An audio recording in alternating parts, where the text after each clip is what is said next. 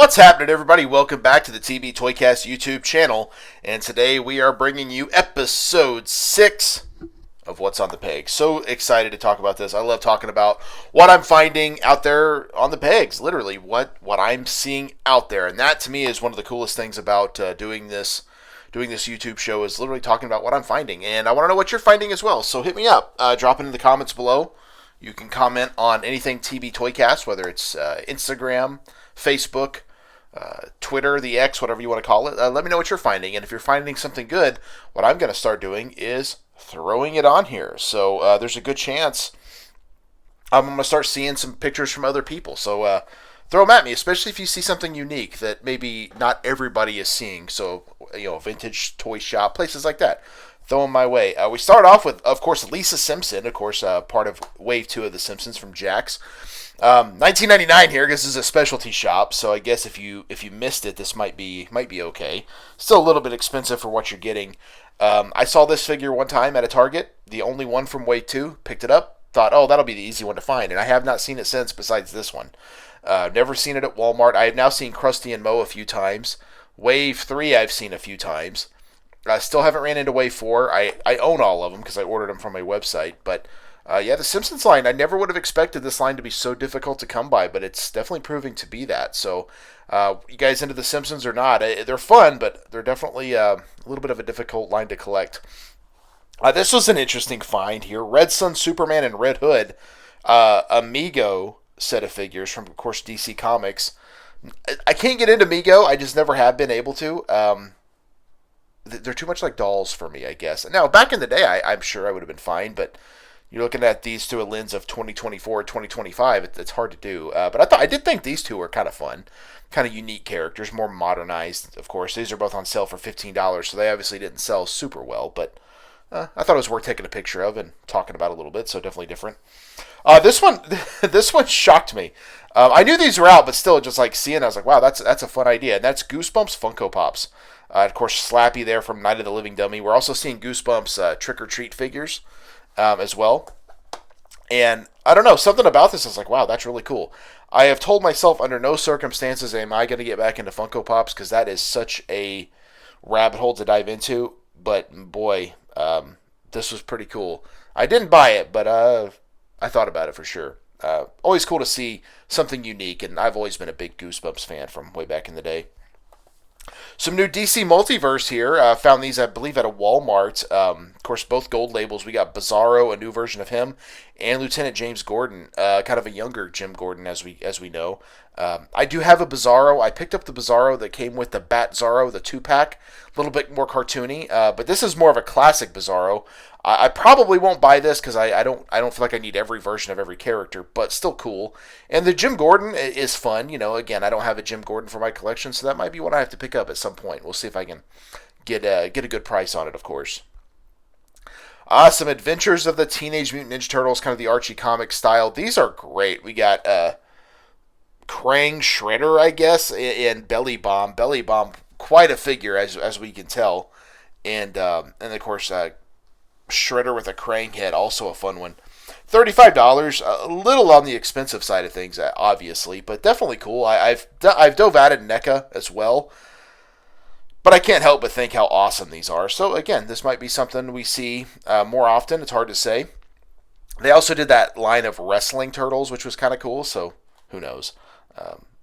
At any point, I could get itchy for this and want to get these again. So what are you gonna do?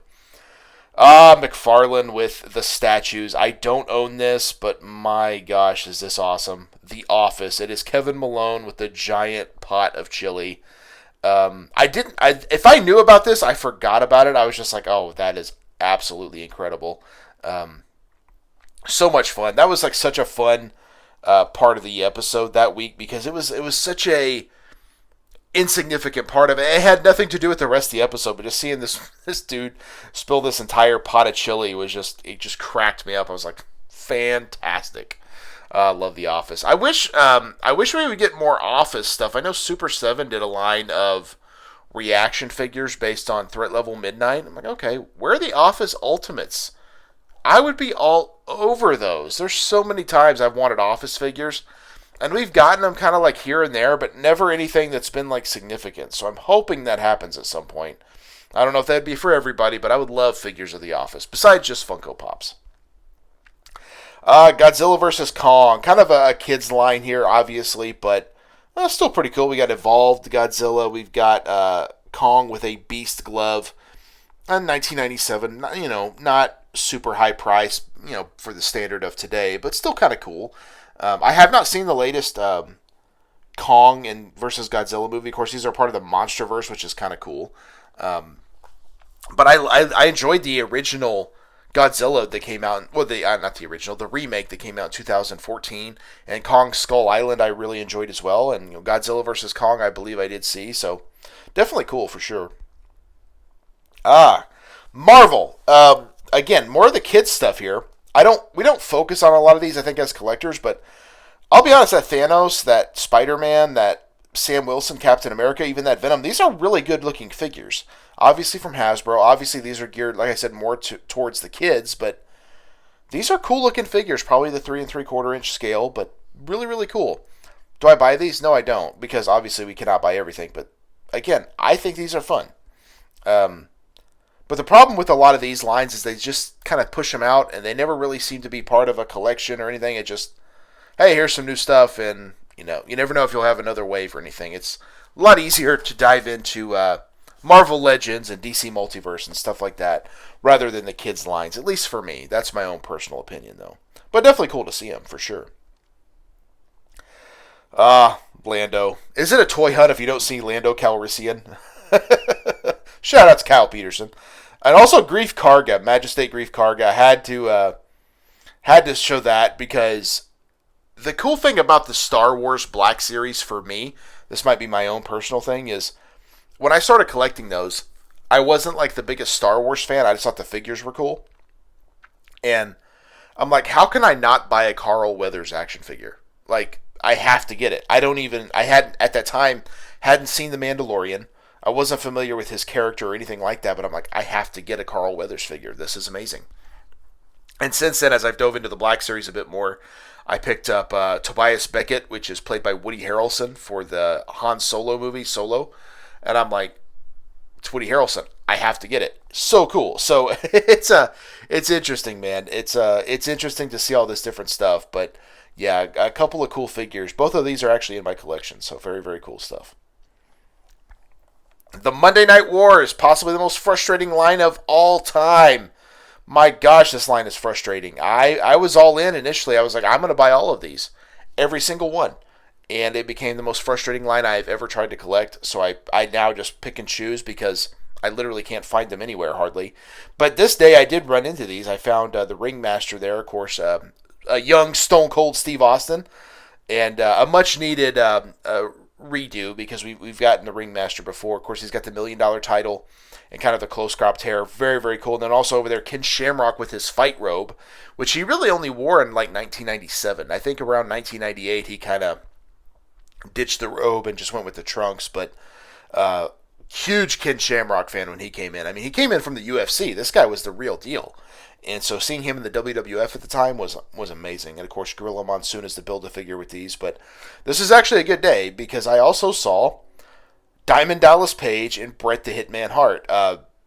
Such a good DDP. I know we've gotten this version of DDP before. And I could be wrong on this, but I don't believe that version of DDP that came out before had the extra hands. And so I don't think we had the Diamond Cutter hands. To me, that really turns this figure around, being able to get those Diamond Cutter hands and be able to do that signature pose. And to me, this is always going to be the version of DDP I remember the most. The tights with the black tights with the purple and pink and green colors, always super cool. I love the t-shirt. I think I would have liked the vest because he sometimes would wear the t-shirt with the vest over it. So I'd have liked to have had the vest, but still pretty cool. And this version of Bret Hart, representing his time in WCW, is also really cool. You figure this is probably like 1998 Bret here with the pink pants, the black top. He's kind of got the Howard Stern glasses, which reminds me of kind of his Toy Biz release when that came out. But again, really, really cool. Bret Hart in WCW has always felt just off. I'm sure most people feel the same way. It just never felt the same. But again, Bret Hart's always been a favorite of mine. And yeah, his WCW run was never the best. That's no secret. But still, it's Bret the Hitman Hart, and he had some fun ones out there for sure.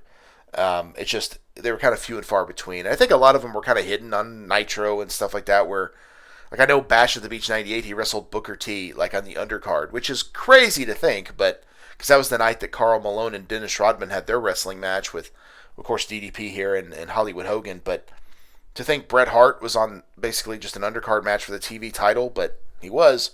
And I'm sure it was a good match because I've always been a big Booker T fan as well. And we'll kind of round things out with this one. Beetlejuice, an ultimate Beetlejuice in the wedding tuxedo. And then we also got the Bio Exorcist Beetlejuice with the latest movie. We're getting a lot of Beetlejuice. I think most people probably go to that pinstripe. I don't know if it's a pinstripe, but the white and black striped suit. That's the Beetlejuice we all know. But again, that's kind of what was made famous in the cartoon. As much as I love the movie, I always go back to the cartoon because I loved the cartoon as a kid. I watched that all the time when I was growing up. So even I would be babysat by my grandmother, and she'd always kind of make a comment like, "It's kind of a weird cartoon," but it was fun. I liked it. So yeah, new Beetlejuice Ultimates there from NECA. Very, very cool. Not sure these will be ones I pick up. I go hot and cold with NECA. I've talked about that before. Sometimes I'm in, sometimes I'm out, so it just kind of depends on my mood at the time. But again, getting Beetlejuice and all these different costumes is really, really cool. Of course, this one's from Beetlejuice, the sequel, and I've heard there's supposed to be a third one coming up. So who knows when that will happen or if it'll happen. It took 30, 40 years between the first and the second one, but still fun. Still fun nonetheless, for sure. So, yeah, that's what I'm finding this week out on the pegs in my toy hunt. So, what are you finding, though? Drop it in the comments down below, like I said, or you can hit me up on the social medias at TB Toycast, of course. And, of course, make sure if you're new to the channel, check it out and hit that subscribe button. I got a lot of cool stuff happening over here on the channel. Of course, we got unboxing videos every Monday, Wednesday, and Friday. And then once a month, we have Tales of the Toy Box, where I do a deep dive into a specific toy line, which is always a lot of fun. So check that out as well. And hopefully you guys enjoy everything I'm doing here. It's been a lot of fun doing this channel. When we get to 100 subscribers, there will be a giveaway. I'm hoping to grow it even further. So make sure you tell your friends that there's a cool toy YouTube channel that they need to check out, and we can kind of grow it even more.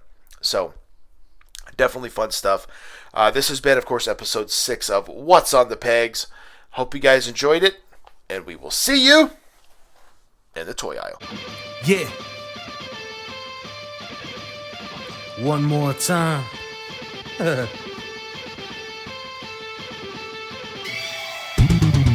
It ain't over till I say it's over. So lock the cage up, cause this is a takeover. The wait's over.